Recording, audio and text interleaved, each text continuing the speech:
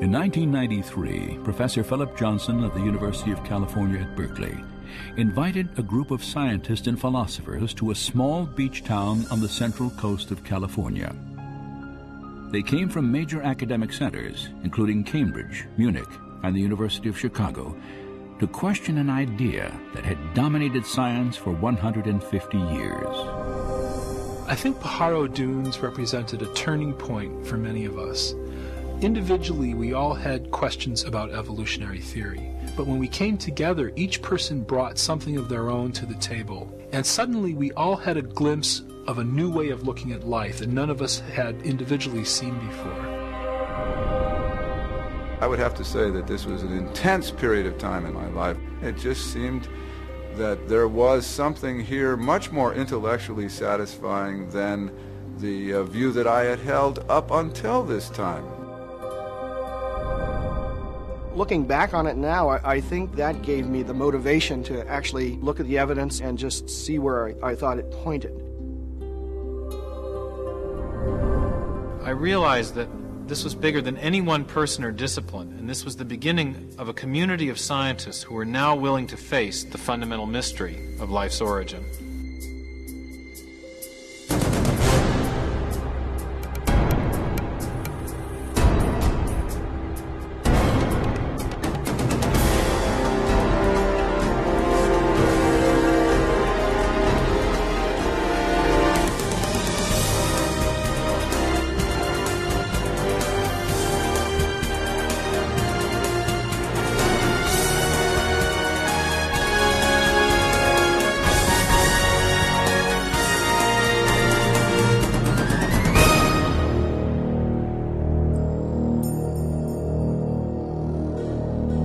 I sometimes wonder why anybody talks about anything else, because this is the most interesting topic there is. Where did we come from? How did we get here? What brought us into existence? What is our relationship to reality as a whole? You look at the incredible diversity and complexity of life, and inevitably the question arises, what brought all this into existence? Was it simply chance and necessity, undirected natural forces? Or is there something else going on? Is there a purpose, a plan, a design due to an intelligent cause? I think that is the fundamental question.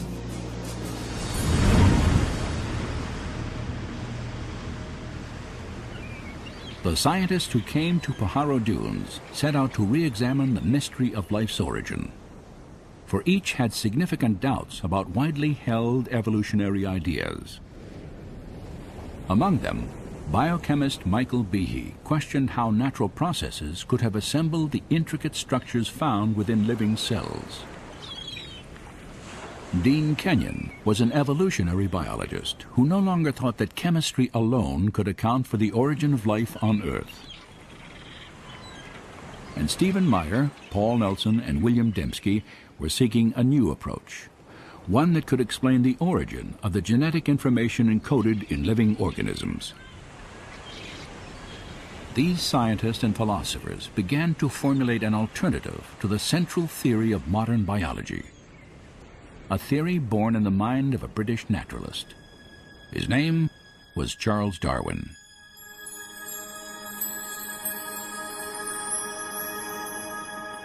In 1831, Darwin, then 22 years old, set sail on a 5-year survey expedition for the British Empire.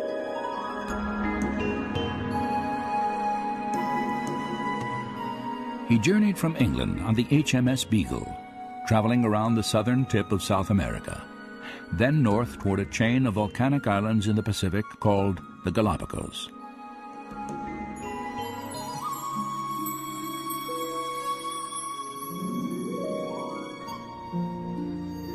On this desolate archipelago, 600 miles off the western coast of Ecuador, Charles Darwin encountered an extraordinary array of birds, reptiles, and mammals, the likes of which he had never seen before.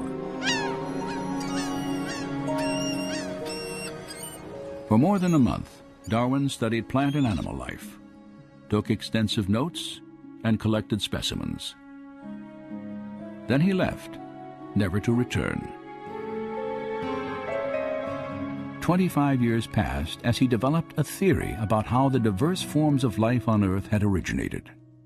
In 1859, Darwin published a book titled On the Origin of Species.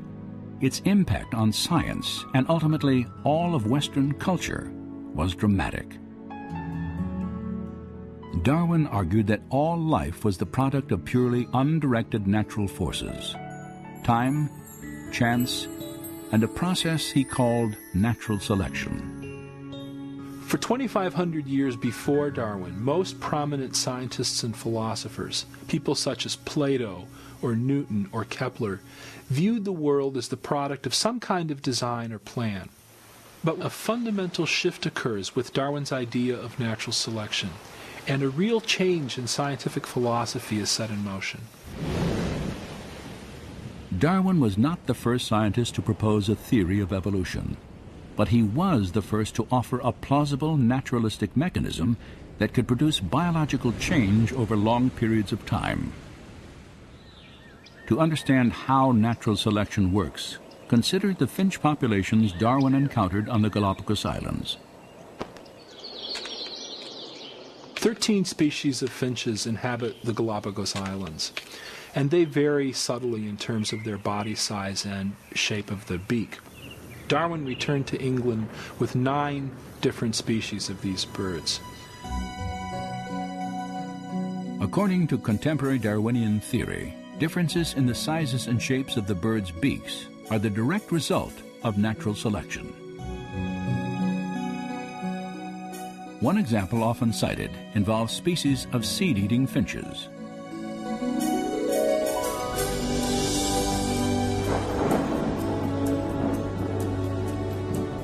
Following seasons of heavy rain, small, soft seeds are plentiful throughout the islands. Birds with short beaks can easily gather food. However, during periods of drought, the only seeds available are encased in hard, tough shells that remain on the ground from the previous year. In these circumstances, only birds with longer, sharper beaks can crack the shells and eat the seeds. Those birds with the longer beaks survive because they can reach the food source, whereas other birds cannot. That long beak, then, confers what biologists now call a functional advantage.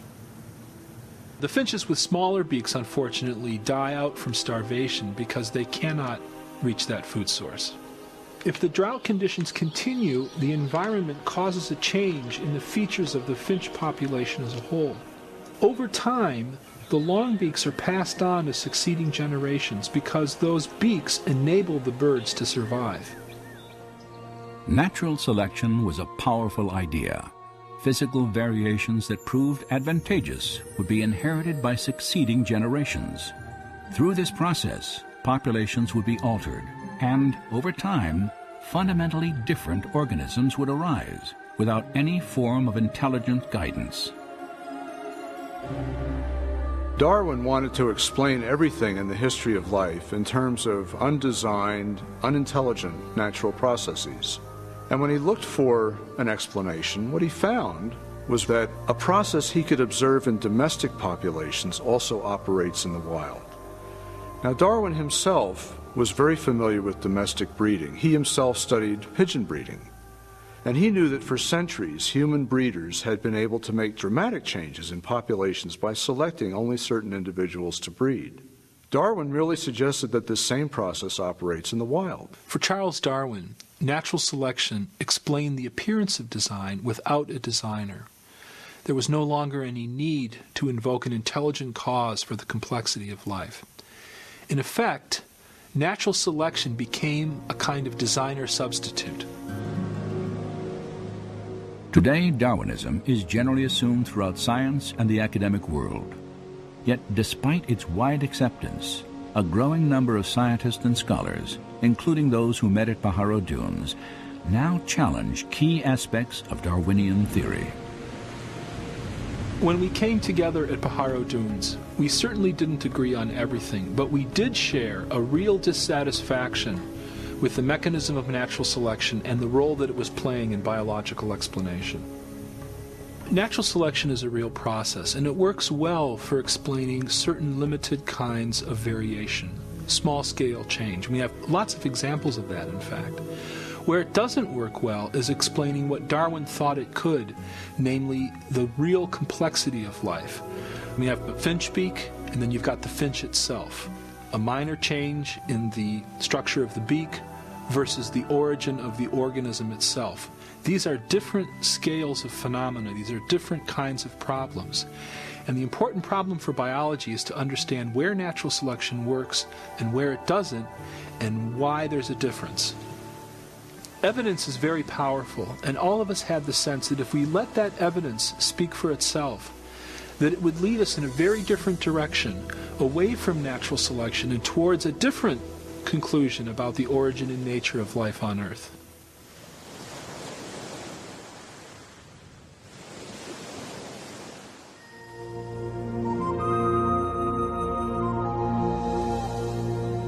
Natural selection acts only by taking advantage of slight successive variations. She can never take a great and sudden leap, but must advance by short and sure, though slow steps.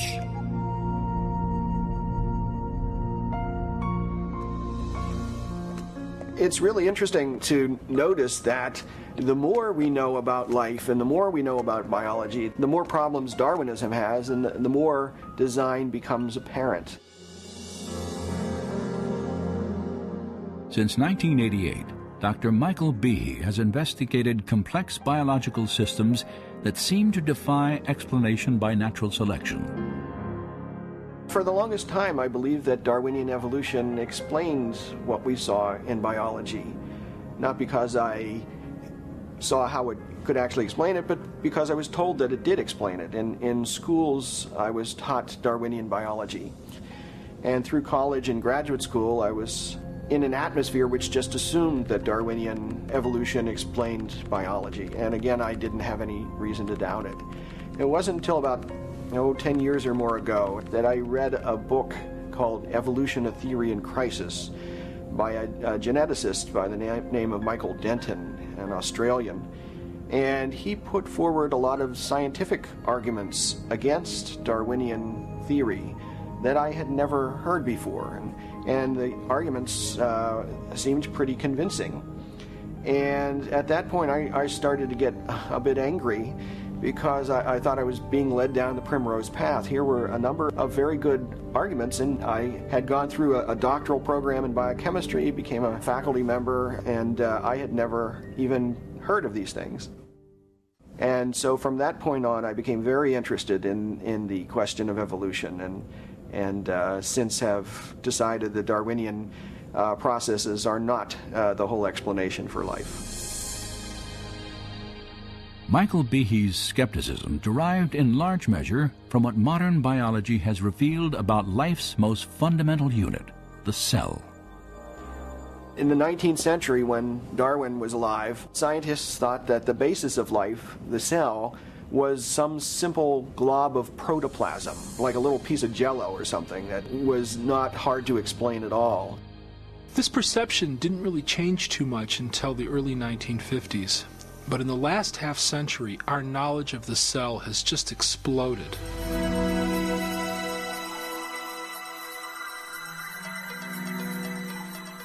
Today, powerful technologies reveal elaborate microscopic worlds.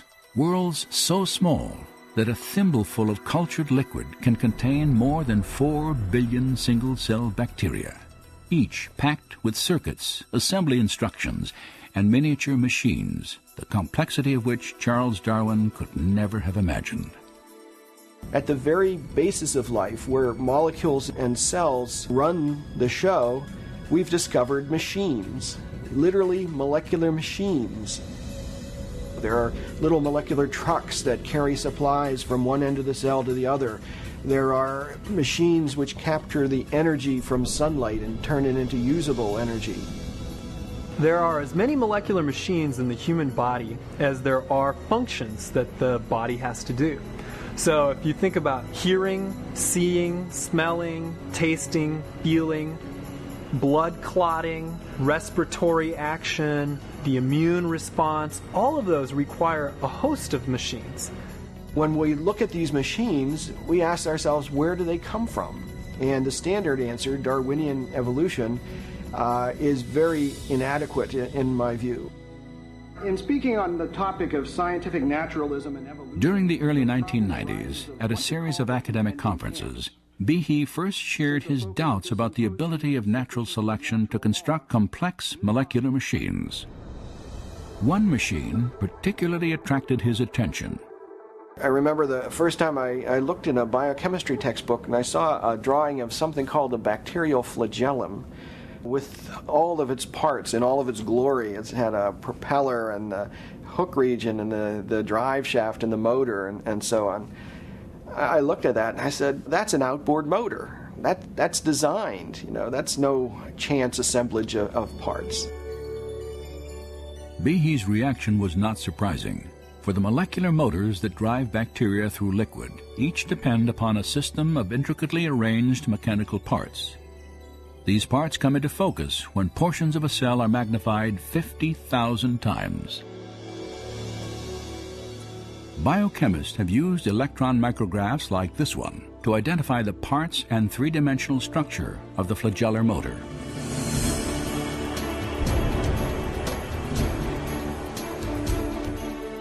In the process, they have revealed a marvel of engineering on a miniaturized scale. Howard Berg at Harvard has labeled it the most efficient machine in the universe.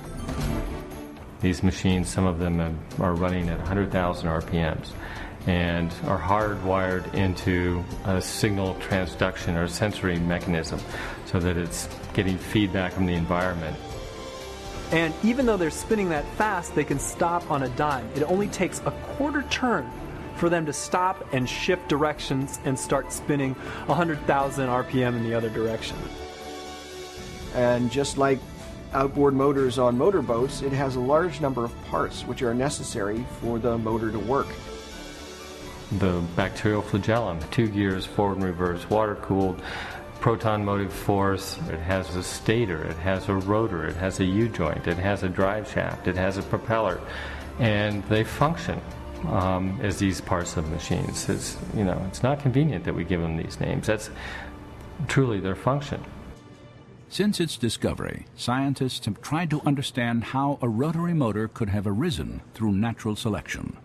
As yet, they have failed to offer any detailed Darwinian explanation.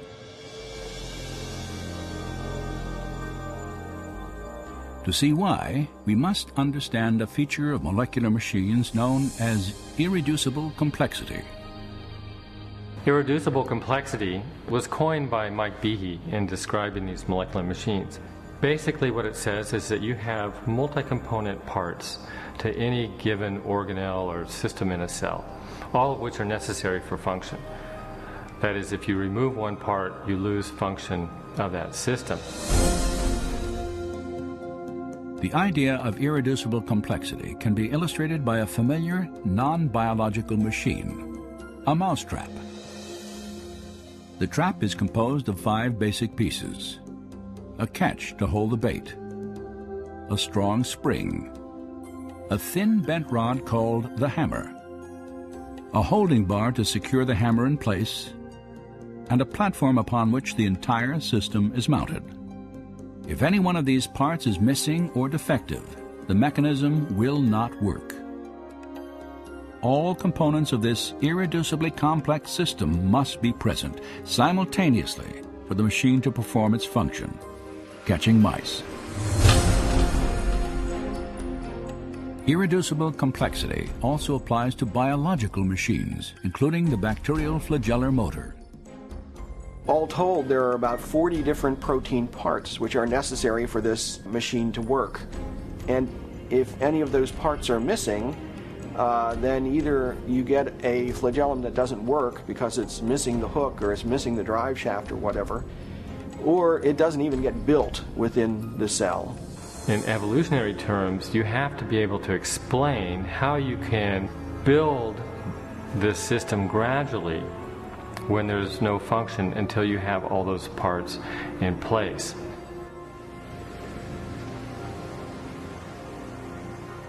The irreducible complexity of molecular machines poses a severe challenge to the power of natural selection. According to Darwin's theory, even very complex biological structures like an eye, an ear, or a heart can be built gradually over time in small incremental steps. Yet, as Darwin made clear, natural selection can only succeed if these random genetic changes provide some advantage to the evolving organism in its struggle for survival. As I have attempted to show, it is not necessary to suppose that the modifications were all simultaneous if they were extremely slight and gradual. Natural selection is scrutinizing the slightest variations, rejecting those that are bad, preserving and adding up all that are good. But could Darwin's small, favorable variations have produced a bacterial flagellum? Some scientists doubt the possibility.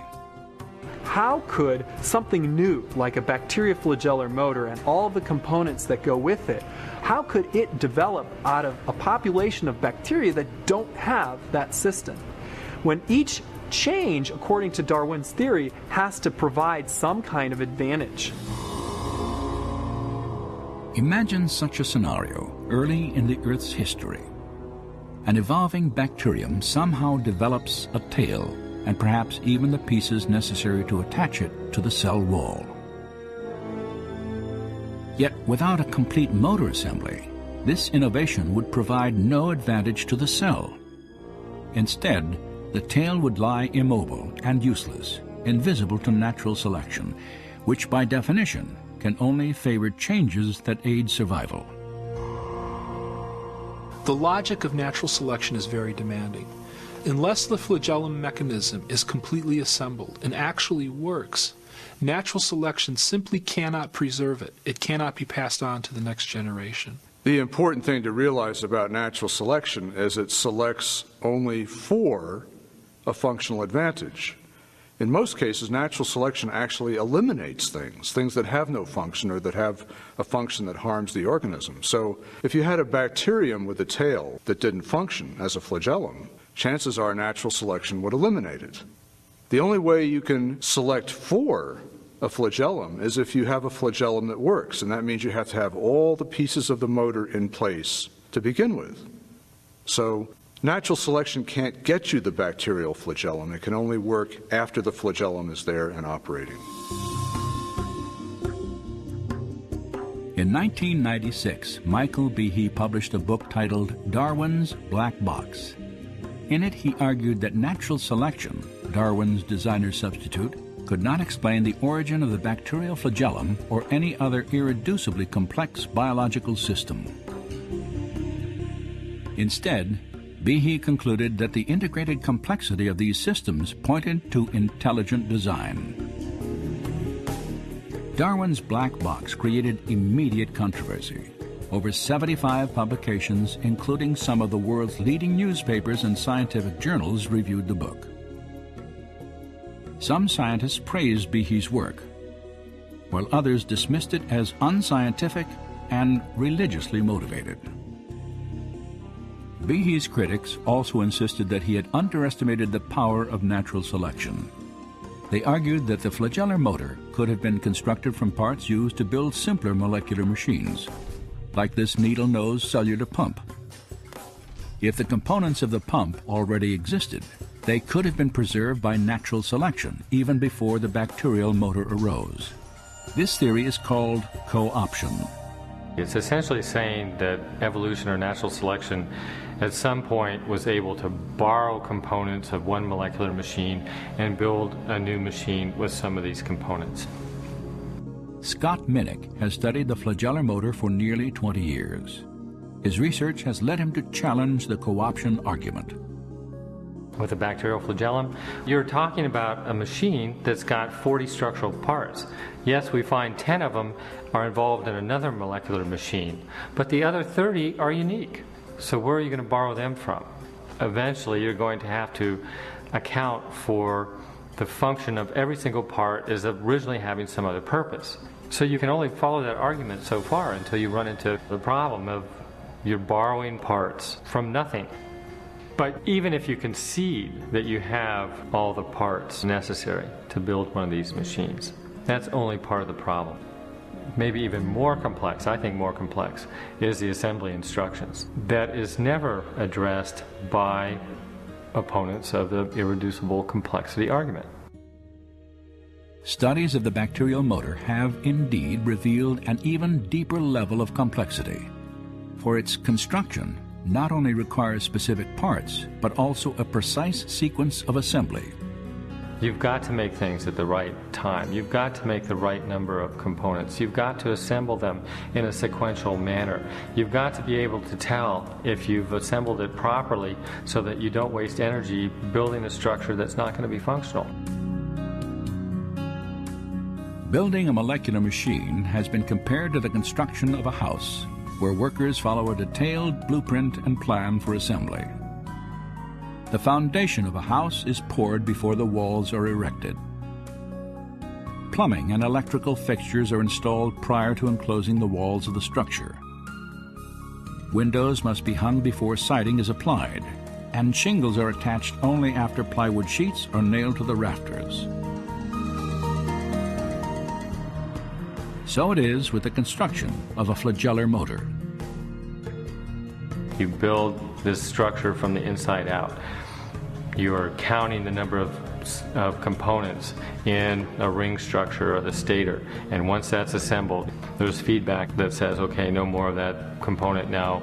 A rod is added, a ring is added, another rod is added, a U-joint's added.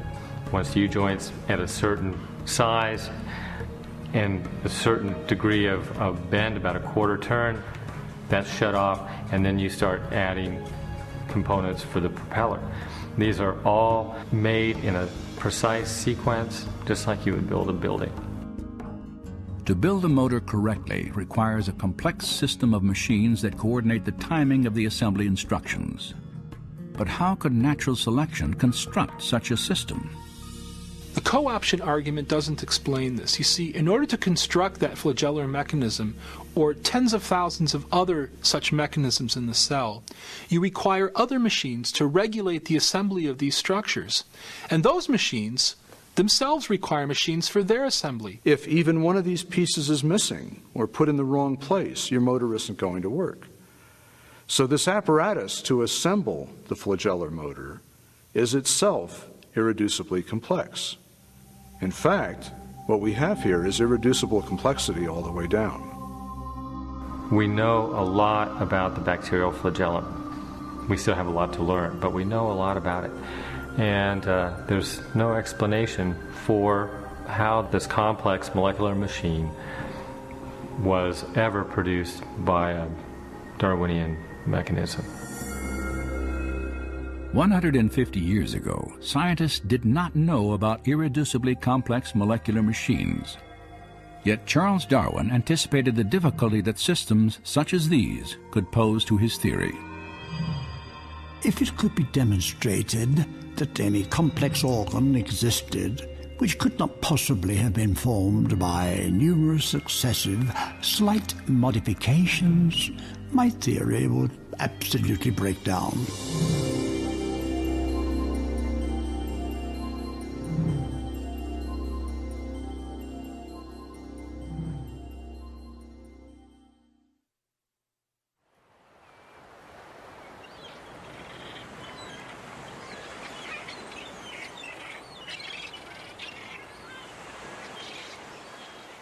There are really two big questions in biology. How do you get new living forms with new structures like wings and eyes from life that already exists? And secondly, how did life originate on Earth in the first place? Now, of course, we know that Darwin spent most of his life formulating an answer to the first of these two questions.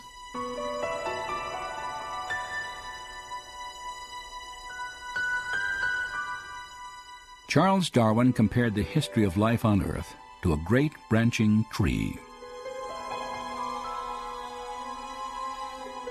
The base of the tree represented the very first living cell, and the branches were new and more complex life forms that had evolved over time from the first primitive organism. Darwin was trying to explain how the branches on the tree of life originated. He was trying to show how natural selection could have modified existing organisms to produce the great diversity of plant and animal life that fills the earth today.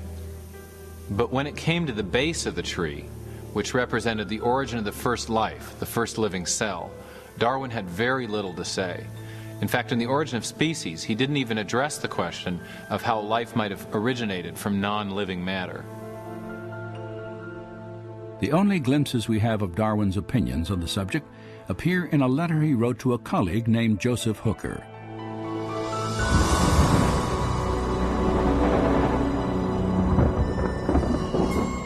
Regarding the first production of a living organism, if, and oh what a big if, we could conceive in some warm little pond with all sorts of ammonia and phosphoric salts, light, heat and electricity present, that a protein compound was chemically formed, ready to undergo still more complex changes, at the present such matter would be instantly devoured. But this may not have been the case before living creatures were formed. During the final years of his life, Darwin did little to develop his idea that a primitive cell might have emerged from simple chemicals in the primordial waters of the early Earth. But later in the 1920s and 30s, a Russian scientist named Alexander Oparin formulated a detailed theory about how this could have happened. It was called chemical evolution. Oparin thought that he could explain the origin of the first life using Darwinian principles. He envisioned simple chemicals combining and recombining to form larger molecules, and then these larger molecules organizing themselves with the help of chance variations and natural selection into the first primitive living cell. Over the next 3 decades, many scientists worked to develop and refine these ideas as they pondered the questions both Oparin and Darwin had raised. How could life have evolved from simple chemicals? One man thought he knew. The problem of biological origins has, for a very long time, I would say, has been a real deep interest to me just because of the scale of the problem, the importance of it. Where did we come from? Why are we here? All that kind of question. Probed from the point of view of natural science. During the late 1960s and throughout the 70s and early 80s, Dean Kenyon was one of the leading chemical evolutionary theorists in the world. And like others in his field, he was trying to explain how life on Earth began through a purely natural process. In 1969, Kenyon co-authored an important book on the origin of life. Gary Steinman and myself thought that if we were to pull together all of the lines of empirical evidence that had accumulated by the mid to late 60s in one continuous argument, we were very enthusiastic about the possibilities for explaining the origin of the main life-building elements. Despite his optimism, Kenyon faced a significant problem. To explain how life began, he first had to account for the origin of the essential building blocks of every cell that has existed on Earth. Large, complex molecules called proteins. Proteins have a wide range of function in the cell, everything from structural requirements in terms of scaffolding of the cell, the cytoskeleton, to enzymes, where they're actually processing molecules to harvest energy or to build components of the cell. Proteins do pretty much all of the jobs inside of the cell, except for storing genetic information. That's left to the DNA, the RNA. But all the day-to-day jobs, cleaning up the cell, making energy, it's all proteins. Kenyon knew that proteins would have been as important to the first life as they are to living cells today. He also recognized the complexity of their construction. By the 1960s, scientists had determined that even simple cells are made of thousands of different types of proteins. And the function of these molecules derives from their highly complex three-dimensional shapes.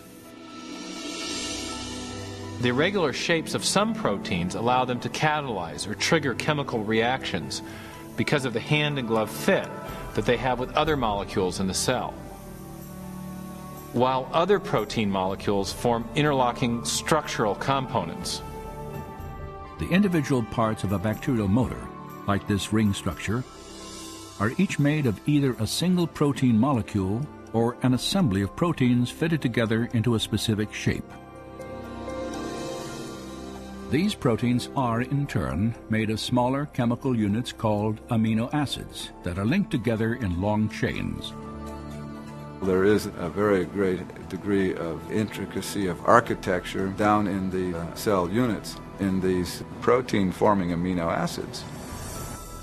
In nature, 20 different types of amino acids are used to construct protein chains.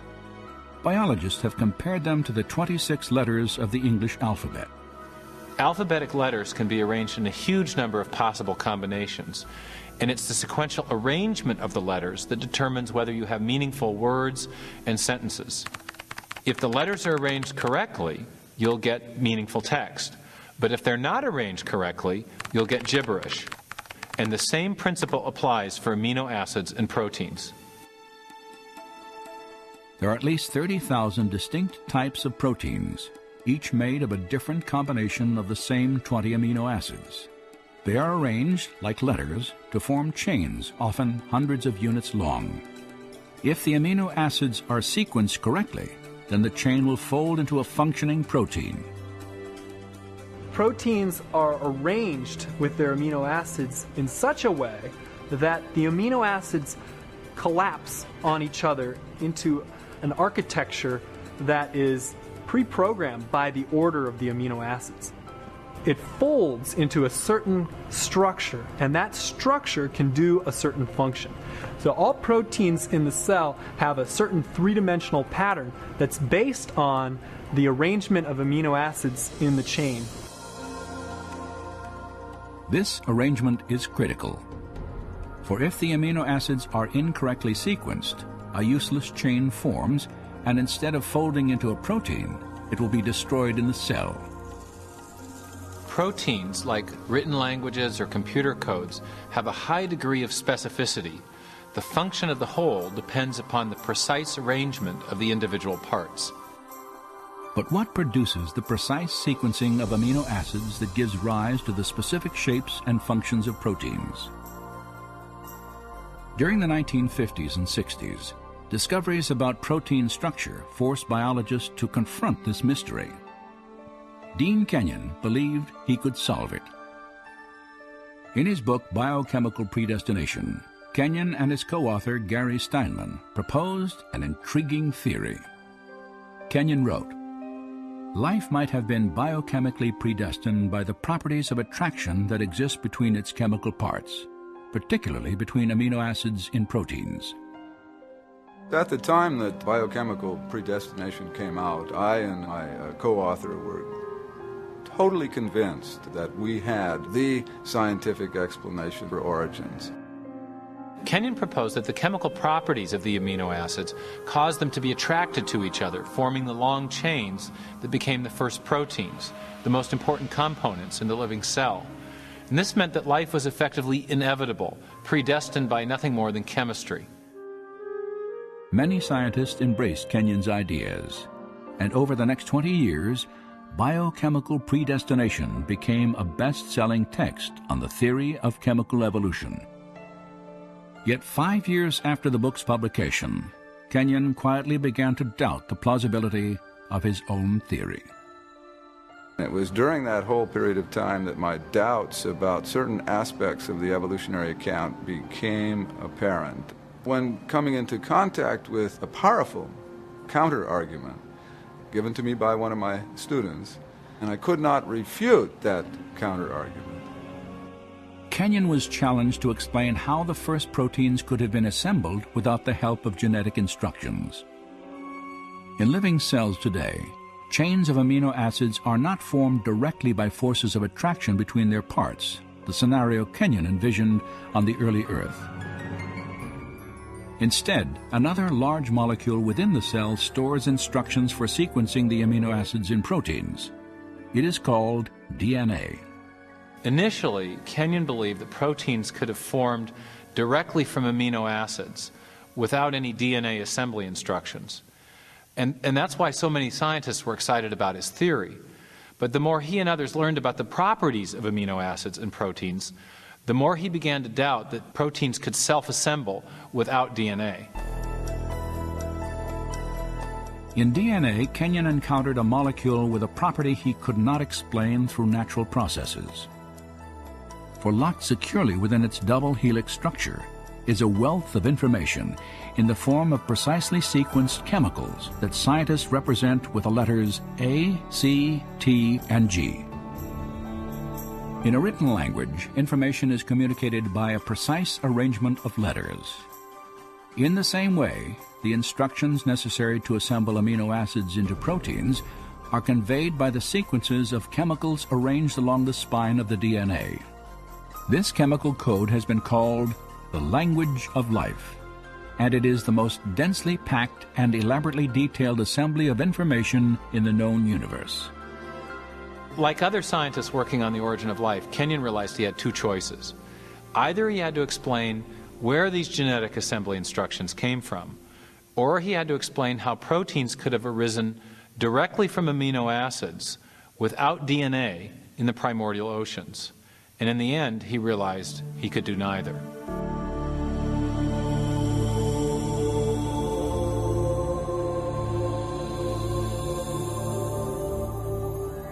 It's an enormous problem how you could get together in one tiny submicroscopic volume of the primitive ocean all of the hundreds of different molecular components you would need in order for a self-replicating cycle to be established.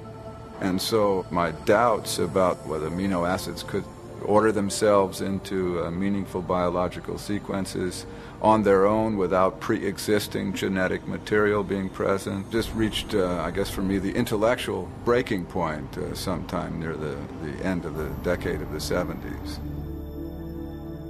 As Kenyon reevaluated his theory, new biochemical discoveries further weakened his conviction that amino acids could have organized themselves into proteins.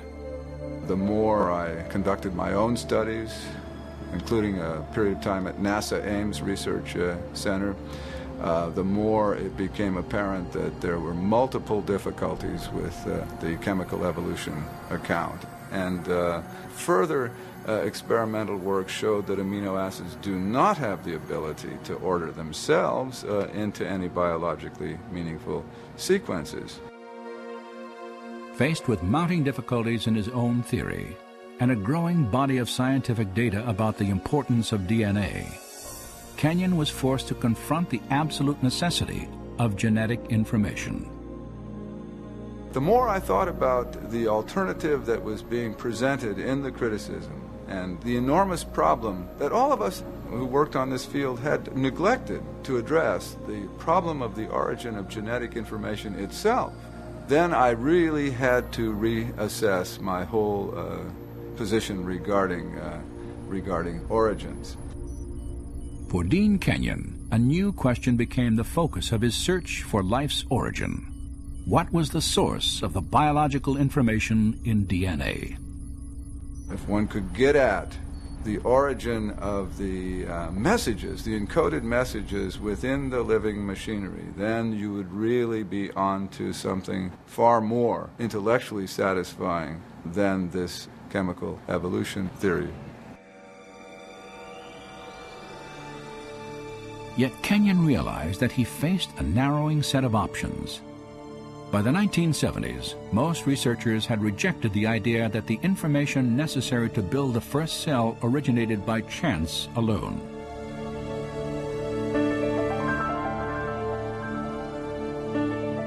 To understand why, consider the difficulty of generating just 2 lines of Shakespeare's play Hamlet by dropping Scrabble letters onto a tabletop.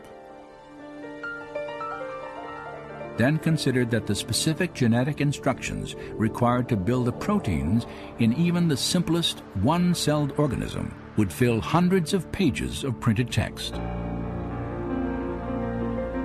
Of course, serious origin of life biologists did not believe that life had arisen by chance alone. Instead, they envisioned natural selection acting on random variations among chemicals to produce the first life. But there was a problem with this proposal.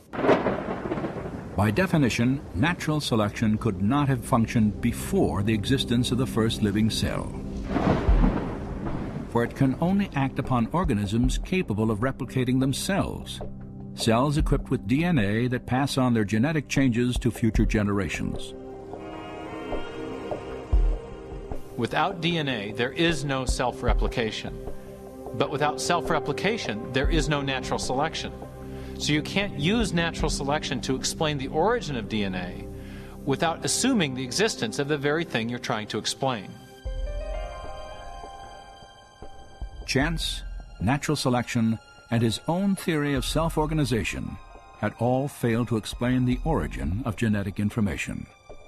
Now Kenyon saw only one alternative. We have not the slightest chance of a chemical evolutionary origin for even the simplest of cells. So the concept of the intelligent design of life was immensely attractive to me and made a great deal of sense, as it very closely matched the multiple discoveries in molecular biology. In the years since Kenyon's rejection of chemical evolution, science has revealed the details of an entire system of information processing that bears the hallmarks of intelligent design.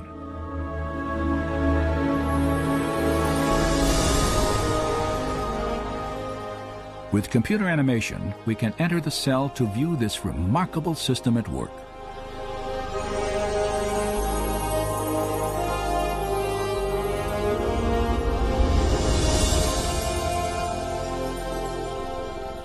After entering the heart of the cell, we see the tightly wound strands of DNA, storehouses for the instructions necessary to build every protein in an organism.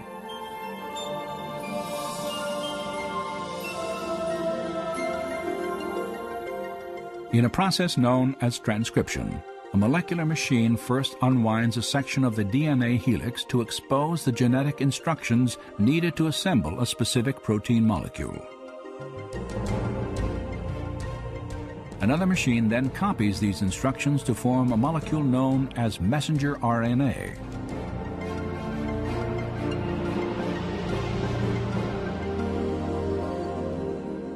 When transcription is complete, the slender RNA strand carries the genetic information through the nuclear pore complex, the gatekeeper for traffic in and out of the cell nucleus.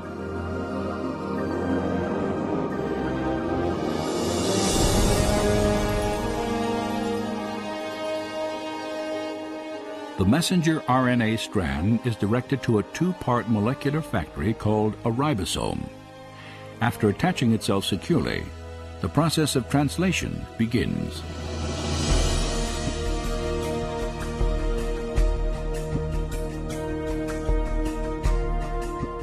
Inside the ribosome, a molecular assembly line builds a specifically sequenced chain of amino acids.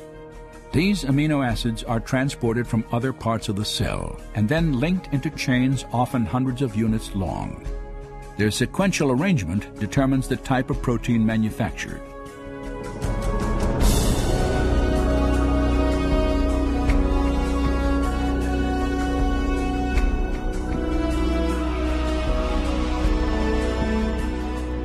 When the chain is finished, it is moved from the ribosome to a barrel-shaped machine that helps fold it into the precise shape critical to its function.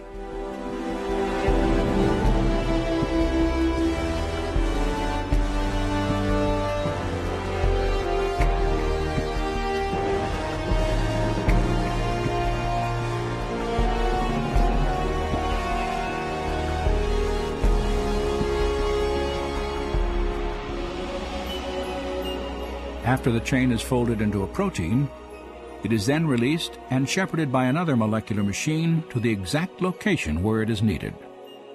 This is absolutely mind-boggling to perceive at this scale of size such a finely tuned apparatus, a device that bears the marks of intelligent design and manufacture.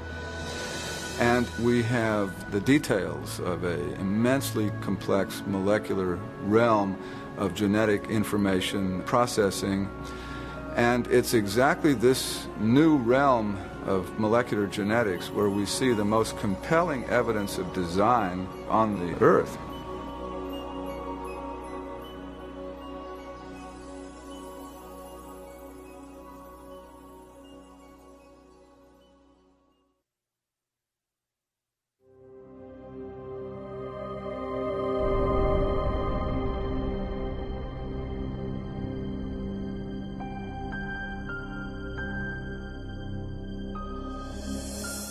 When I look at molecular machines or the incredibly complex process by which cells divide, I want to ask, is it possible that these things had an intelligence behind them, that there was a plan or a purpose to this structure? Science ought to be a search for the truth about the world. Now, we shouldn't prejudge what might be true. We shouldn't say, I don't like that explanation, so I'm going to put it to one side. Rather, when we come to a puzzle in nature, we ought to bring to that puzzle every possible cause that might explain it. One of the problems I have with evolutionary theory is it artificially rules out a kind of cause even before the evidence has a chance to speak. And the cause that's ruled out is intelligence. Since the late 19th century, since the time of Darwin, in fact, in part because of Darwin's writing in The Origin of Species, scientists came to accept a convention, a definition of science that excluded the possibility of design as a scientific explanation. And that convention has a name. It's called methodological naturalism. And it just means that if you're going to be scientific, you must limit yourself to explanations that invoke only natural causes. You can't invoke intelligence as a cause. And yet, curiously, we make inferences to intelligence all the time. It's part of our ordinary reasoning to recognize the effects of intelligence. Consider, for example, these hieroglyphic messages carved upon the ruins of Egyptian monuments. No one would attribute the shapes and arrangements of these symbols to natural causes like sandstorms or erosion. Instead, we recognize them as the work of ancient scribes, intelligent human agents. Similar reasoning leads us to conclude that the mysterious stone figures on the shores of Easter Island were not formed by the actions of wind and water over great periods of time. Nor do we presume that plants could grow into these familiar shapes without some manner of intelligent guidance. Of course, we make these inferences all the time, and we know they're correct. But the question is, on what basis do we make these inferences? What are the features that enable us to recognize intelligence? Recently, in a book titled The Design Inference, mathematician William Dembski has made an important breakthrough in understanding design reasoning. Dembski has identified the specific features of artifacts that cause us to recognize prior intelligent activity. I came to this by trying to look at how do we reason about design? What are the logical moves that we have to go through in order to come to a conclusion of design? So what I'm trying to do is to establish reliable, empirical, scientifically rigorous criteria for deciding whether something is in fact designed. So I was looking at the logic of it. And what I found was you need improbability and you need specification, the right sort of pattern, these objective patterns. According to Dembski, human beings correctly detect the activity of intelligence whenever they observe a highly improbable object or event that also matches a recognizable pattern. Just such a pattern is found in the Black Hills of South Dakota. If you travel through the West, you'll see lots of different shapes on mountainsides, most of which mean nothing at all. They're just rocks strewn in various patterns. But what you don't see are the faces of Lincoln, Jefferson, Teddy Roosevelt, and George Washington on mountainsides. The only place you see that is in South Dakota. And the reason it's there is because a sculptor, an eccentric sculptor, decided that he wanted to honor these presidents by spending the larger part of his life chiseling their faces in the side of that mountain. That pattern is improbable. A random hillside is also improbable, but a random hillside doesn't specify anything. We do know, though, that there were 4 guys who were presidents of the United States who had particular patterns with their faces, and those patterns on the mountainside in South Dakota match faces elsewhere.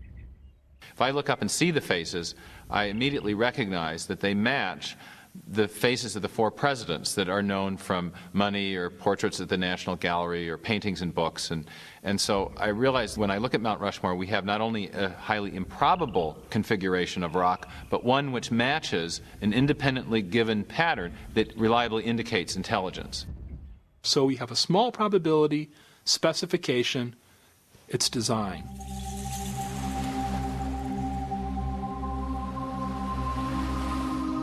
On a seashore, another improbable pattern etched into the earth illustrates how we detect design. No one would infer that this message was written by the movement of the tides. Instead, because of the characteristics of this pattern, we identify the words as the products of intelligence. That improbable arrangement also conforms to an independently given pattern, namely the shapes of the letters that we recognize from English alphabet and the words that we know from English vocabulary. And so it's the improbability of the arrangement plus the fact that it conforms to an independently given pattern that triggers the awareness of design. This illustration suggests that William Dembski's criteria for design detection, small probability and specification, are essentially equivalent to information. The type of information present not only in pictures, written texts, and numeric sequences, but also encoded in software and radio signals. The ability to detect information in electromagnetic transmissions has made possible a unique search for intelligence. For more than 3 decades, astronomers involved in SETI, the search for extraterrestrial intelligence, have monitored radio signals from outer space in an attempt to find information-rich patterns. Typically, radio telescopes receive either random noise or simple repetitive signals produced naturally by stars, galaxies, and other celestial objects. But astronomers recognized that if they ever identified an information-bearing signal, it would confirm the existence of intelligent life beyond the Earth. Some have speculated that an extraterrestrial civilization might have attempted to communicate by transmitting messages in the universal language of mathematics, perhaps through a recognizable pattern like a series of prime numbers. You're not going to get that by chance. So you need complexity or improbability, lots of prime numbers, and you also need a pattern. And it has to be the right sort of pattern. It's not a pattern that you're imposing. It's a pattern that's there objectively. To date, SETI research has failed to detect any pattern or information that would indicate intelligence in a distant galaxy. But in another universe, much closer to home, scientists have discovered a wealth of information within the nucleus of the living cell. DNA has a structure that is ideal for carrying information. In the A's, T's, C's, and G's, the bases of the double helix of DNA, is the potential for storing a tremendous amount of information. There is, in fact, no entity in the known universe that stores and processes more information more efficiently than the DNA molecule. A full complement of human DNA has 3 billion individual characters. Analysis of the DNA molecule's coding regions show that its chemical characters have a specific arrangement that allows them to convey detailed instructions or information, much like letters in a meaningful sentence or binary digits in a computer code. Bill Gates has said that DNA is like a computer program, only much more complex than any we've been able to devise. And if you reflect on that even for a minute, it's a highly suggestive observation, because we know that Bill Gates does not employ wind and erosion or random number generators to generate his software. Instead, he employs intelligent engineers, software engineers. And so everything we know in our experience suggests that information-rich systems arise from intelligent design. But what do we make of the fact that there is information in life, in every living cell of every living organism? That's the fundamental mystery. Where does that information come from? For the past 15 years, philosopher and scientist Stephen Meyer has worked to answer this question. Meyer has developed an argument to demonstrate that intelligent design provides the best explanation for the origin of information necessary to build the first living cell. information that the DNA molecule holds. It's part of our knowledge base that intelligent agents can produce information-rich systems. So the argument is not based on what we don't know, but it's based on what we do know about the cause and effect structure of the world. We know at present there is no naturalistic explanation, no natural cause that produces information, not natural selection, not self-organizational processes, not pure chance. But we do know of a cause which is capable of producing information, and that is intelligence. So when people infer design from the presence of information in DNA, they're effectively making what's called in the historical sciences an inference to the best explanation. So when we find an information-rich system in the cell, in the DNA molecule specifically, we can infer that an intelligence played a role in the origin of that system, even if we weren't there to observe the system coming into existence. Meyer's work on the origin of genetic information is now part of a comprehensive scientific case for design that grew out of a meeting of scientists and philosophers on the central coast of California in 1993. Their objective was to reassess an idea that had dominated biology for more than a century. In the process, they gave birth to a theory that has become known as intelligent design.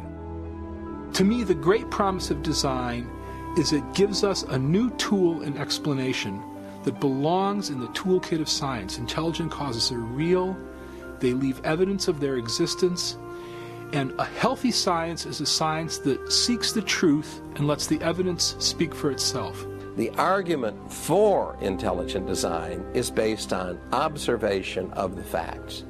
Now that's my definition of good science. It's observation of the facts. Now when you observe the facts, as Michael Behe has done, what do you observe?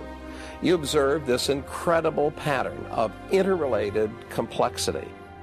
And the way we conclude intelligent design for the bacterial flagellum is the same way we conclude intelligent design for an outboard motor. When we see an outboard motor, we see the way the parts interact and so on. We know somebody made that.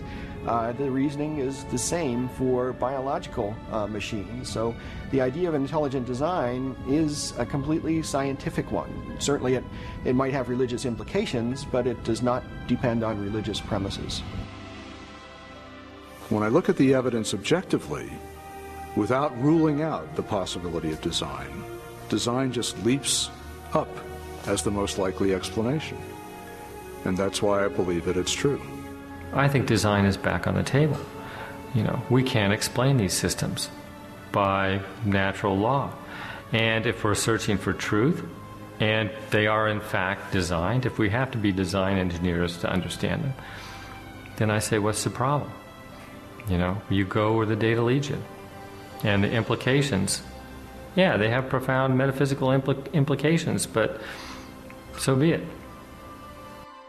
So it's a powerful idea that the universe is rational and comprehensible, underwritten by a supreme intelligence that meant for this world to be understood, is something that underwrites then the program of science, because then you can go out and look at the world and the world will make sense. If it's all just a chaotic assemblage, there's no reason to expect any rationality out there. But if it in fact is the product of a mind, then you can go out and science becomes this enormous, wonderful puzzle-solving project in which you can expect to find rationality and beauty and comprehensibility right at the foundation of things. 150 years ago, Charles Darwin transformed science with his theory of natural selection. Today, that theory faces a formidable challenge. Intelligent design has sparked both discovery and intense debate over the origin of life on Earth. And for a growing number of scientists, it represents a paradigm, an idea with the power to, once again, redefine the foundations of scientific thought. During the 19th century, scientists believed that there were two fundamental entities, matter and energy. But as we enter the 21st century, there's a third fundamental entity that science has had to recognize, and that is information. And so as we encounter the biology of the information age, the suspicion is growing that what we're seeing in the DNA molecule is actually an artifact of mind, an artifact of intelligence. something that can only be explained by intelligent design.